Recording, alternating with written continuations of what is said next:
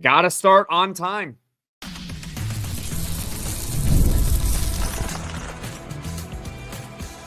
You are Locked On Syracuse, your daily podcast on the Syracuse Orange. Part of the Locked On Podcast Network, your team every day. Syracuse basketball goes to the West Coast. They play at Stanford on Wednesday night. You're now watching or listening to this on Thursday morning or Thursday afternoon, and the Orange lose 70-61. And that appears to be a pretty competitive score. And the Orange were actually in this game for most of it, which is a miracle. But the reality of this game, and I am madder than I thought I was going to be. I really am. I'm mad right now. I don't know about you all, but drop your reaction right now in the comment section below. They just didn't start. They didn't start the game on time. Pathetic. We'll get into the numbers about Syracuse's start. My goodness, that was terrible. Jaquan Carlos, should he be back in the starting lineup? I can't believe I'm uttering that phrase again. But maybe he should. And plus, we'll talk about where the Orange stand in the ACC because, oh boy, Saturday, Syracuse basketball better find a way to win that one. Otherwise, they're probably going to be 3-9 in the ACC. That's not very good for making the conference tournament. Plenty to break down here on Locked On Syracuse. And before we get to all of that, today's episode is brought to you by Game Time. Download the Game Time app, create an account, use code LOCKEDONCollege for $20 off your first purchase. If you are watching or listening to this right now at around 1:45, 2 a.m. when I have posted this podcast, raise your hand. Raise your hand right now. I mean, bravo to you all if you actually stayed up to watch or listen to this. And you know what? If you're just waking up to this in your feed in the morning, that's okay too. That's totally fine. The game got done in only about 2 hours. So it wasn't that bad. It started out really late, but it was over by 1 o'clock. I mean, the UNLV game ended at like 2 in the morning. Remember that one, UNLV football? But that's besides the point. Syracuse basketball did not get the memo that the game started at 11 p.m. Eastern or 8 p.m. Pacific time. They did not get the memo at all. I thought Syracuse basketball, that was their worst start in a game that I have ever seen since 2022. That's the game that always sticks out to me. 2022 against Duke at home. I don't remember what the score was exactly at the beginning of that game, but it was really, really bad. That was terrible. Syracuse basketball did not score a single point. Mind you, we're talking about basketball here. It's pretty easy to score in the game of basketball, at least at some point. They didn't score until the 12:25 mark of the first half, and that was a Kyle Cuff layup. The Orange started this game down 25-2 with 10:55 to go in the first half, and there's just no excuse to start that slow. That's why I am so upset. I'm going to praise the team a little bit in this segment, but I have to just get this off my chest because that start is embarrassing and there's no excuse. Oh, the time difference. They're not used to playing on the West Coast. I really don't want to hear it. The Orange got in on Monday. They got in on Monday. That's plenty of time to adjust to a 3-hour time difference. That's plenty of time. They're not playing in Europe. They're playing California. I mean, come on. And they were rested. They last played on Saturday, so they're rested up for this game. And it's not like this was the only bad start that Syracuse has had this season. Trust me, they've had many bad starts in the Eastern time zone. Hello, the Notre Dame game at home. They ended up winning that one. Just an unacceptable start. You fall behind 25-2. What else? We could break down the game and talk about the X's and O's. But really, it comes down to that. 25-2.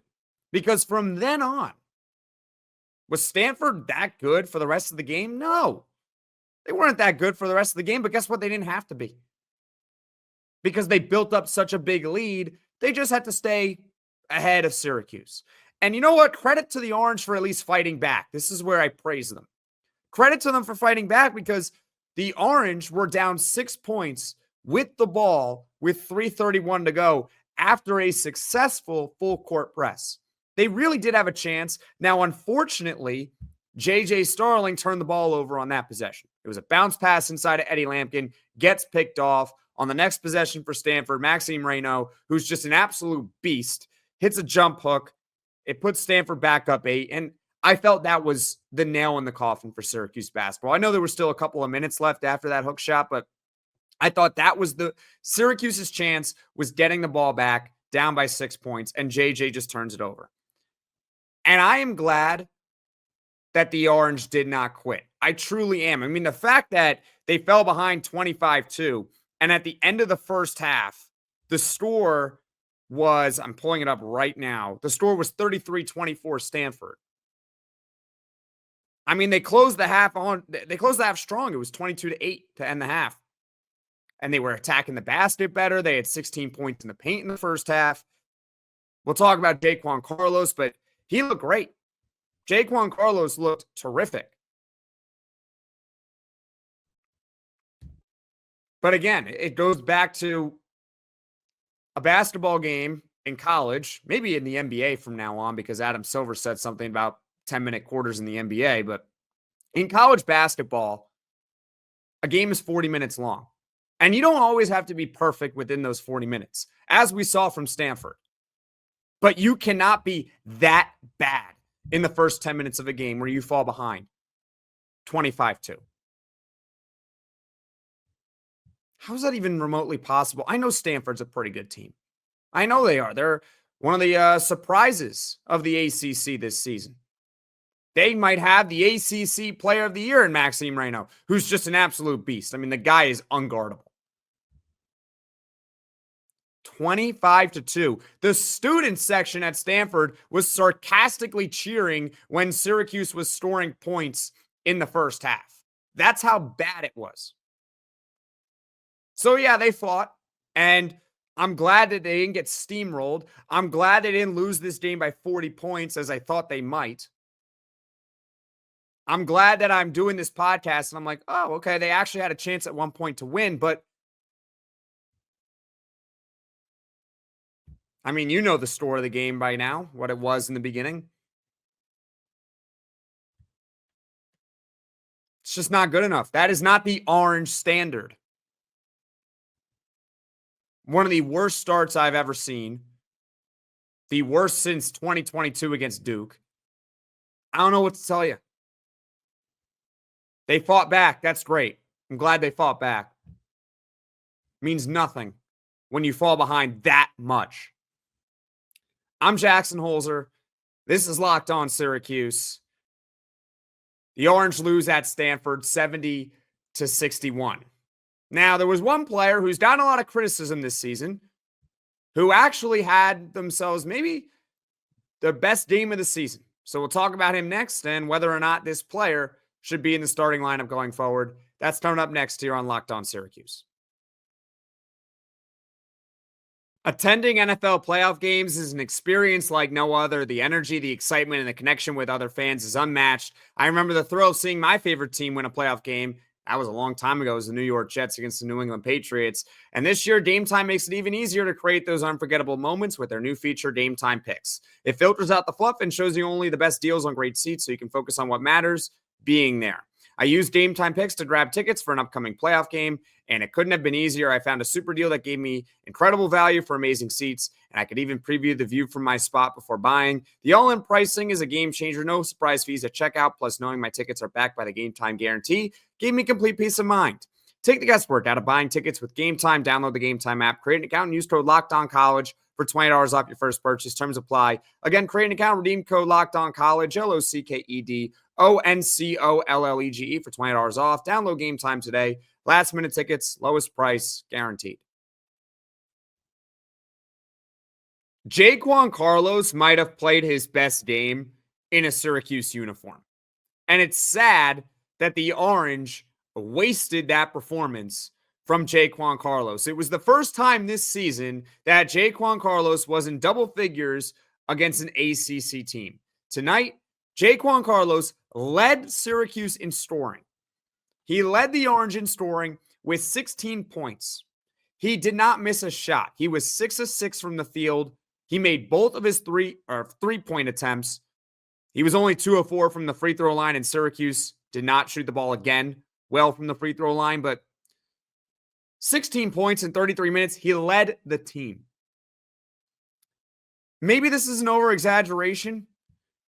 It might be time to put Jaquan Carlos back in the starting lineup. And I know nobody really wants to hear that because Jaquan Carlos has not been the player that we would have hoped for when he came over here from this offseason from Hofstra.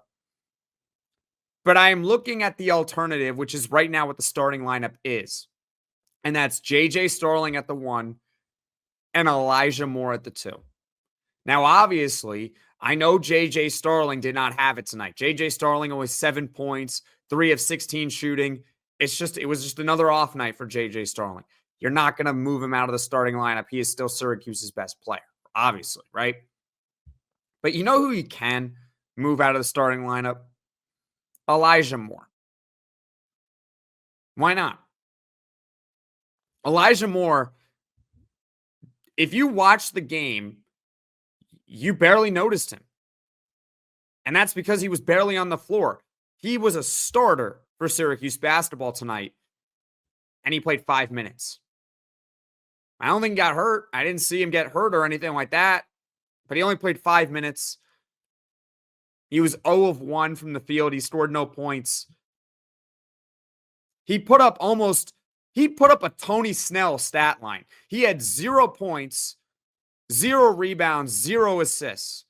Also had 0 turnovers, so I guess that's good. But he put up a Tony Snell stat line tonight in 5 minutes. And Elijah Moore, I know he's been getting a lot of opportunities, and we'll talk about Donnie Freeman in just a second here.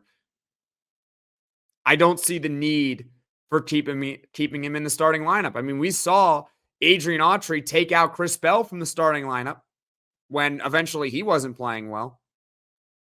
And Chris Bell has gotten better since then. Bell actually had a decent performance tonight. Or he had 6 points. He did make 2 threes on 5 attempts, so that's okay, I guess. 2 of 5 is 40%. That's actually pretty good. Only 6 points, though. Could have shot the ball more. He also had sorry about that. He also had a 3-pointer where he got fouled as well, and he missed a free throw on a 4-point play.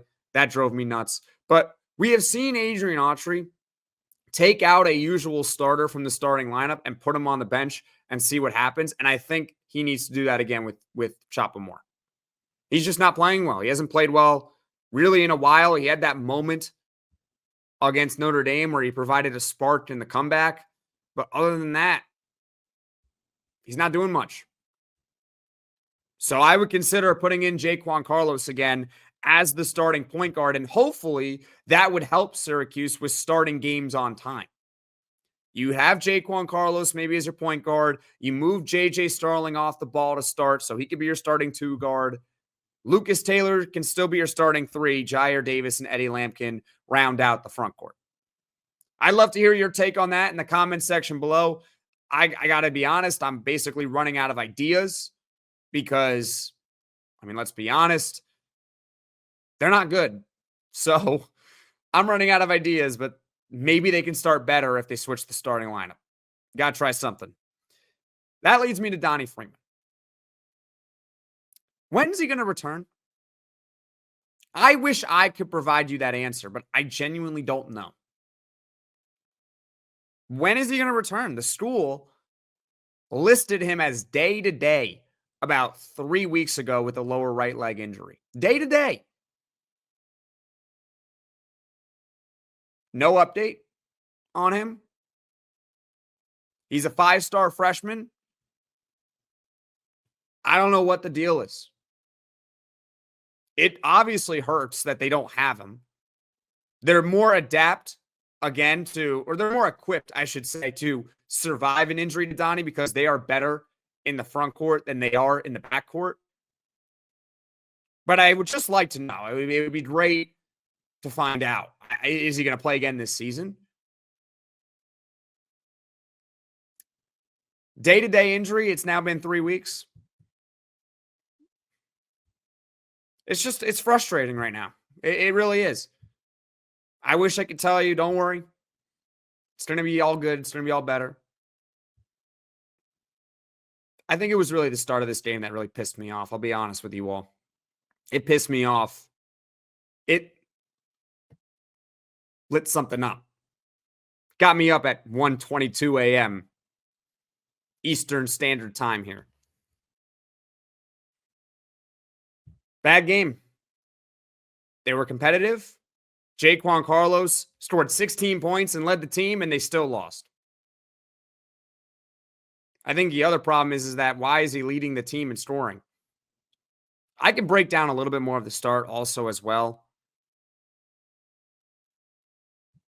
Terrible shot selection. Playing no defense. They weren't attacking the basket at all in the start of this game. They weren't. And they fought back. But it didn't matter. And they lost a game that they really could have won.